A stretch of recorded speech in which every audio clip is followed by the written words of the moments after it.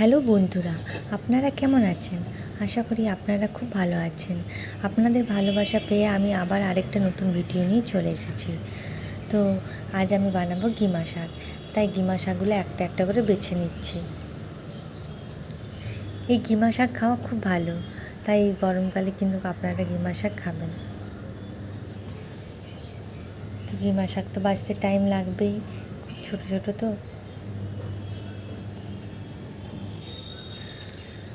তো আপনারা কি করছেন এখন? আমার ভিডিও দেখে তো আপনাদের কেমন লাগে আপনারা একটু কমেন্ট করে জানাবেন।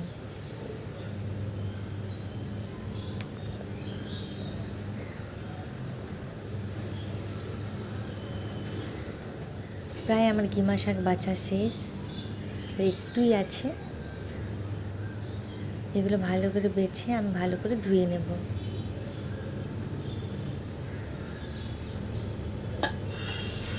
এই দেখুন বন্ধুরা, আমি কিন্তু শাকগুলোকে ভালো করে ধুয়ে নিচ্ছি।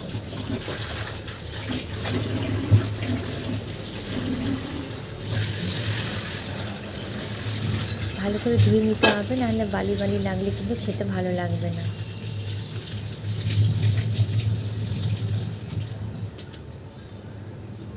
তো আমার ধোয়া হয়ে গেছে,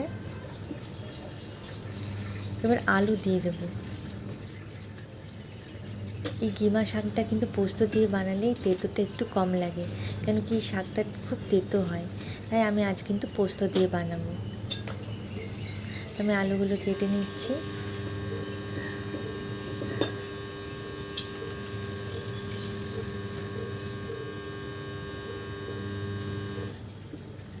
তো আমার আলু কাটা শেষ, এবার আলুগুলো আমি ভালো করে ধুয়ে নেব। এরপর কিন্তু আমি শাকটা বানাবো। আমি জায়গাটা একটু পরিষ্কার করে নিলাম। এরপর আমি কিন্তু এবার বানানো চালু করব।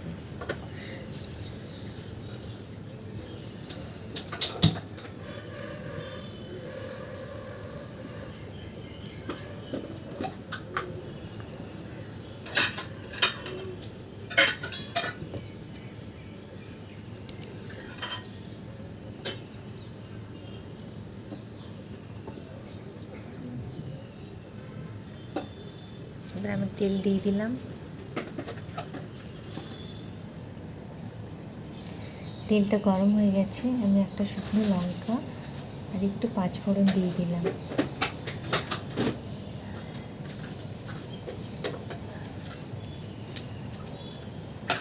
এরপর আমি আলুগুলো দিয়ে দেব।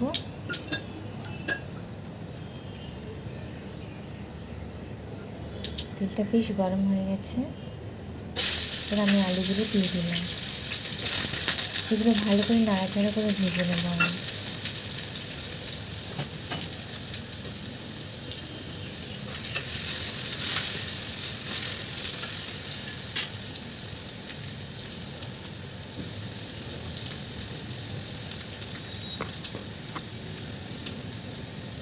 তো প্রায় অনেকটাই ভাজা হয়ে গেছে, আর একটু ভেজে নিলেই হয়ে যাবে।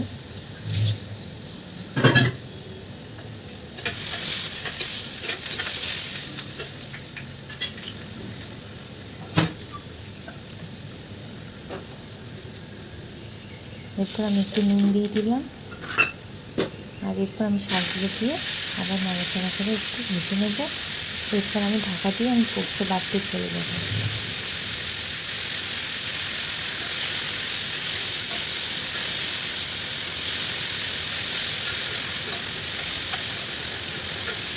একটু ঢাকা দিয়ে দিলে ভালো করে সেদ্ধ হয়ে যাবে, আর শাকটাও বেশ ভালো করে লাগবে খেতে।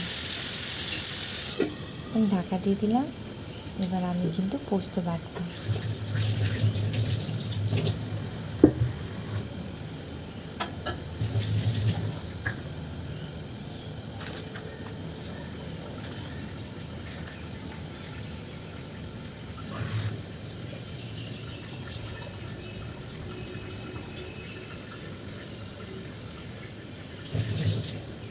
একটা লঙ্কা দিয়ে দিলাম, তাহলে একটু ঝাল ঝাল হলে বেশ ভালো লাগে খেতে।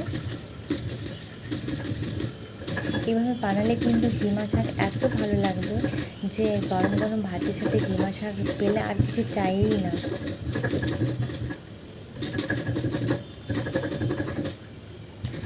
আপনারা একবার করে খাবেন, এরপর আমাকে কমেন্ট করে জানাবেন।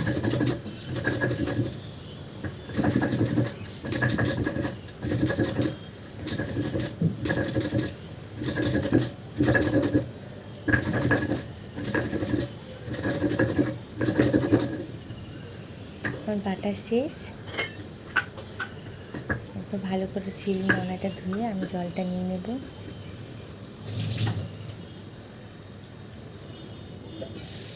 দেখুন বন্ধুরা, শাকটা প্রায় ভাজা ভাজা হয়ে গেছে। এরপর আমি পোস্তটা দিয়ে দিলাম।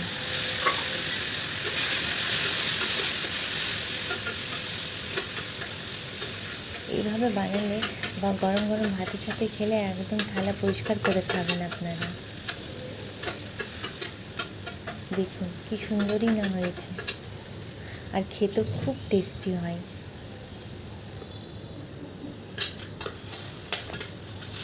একটা বাটিতে আমি ঢেলে রেখে দেব।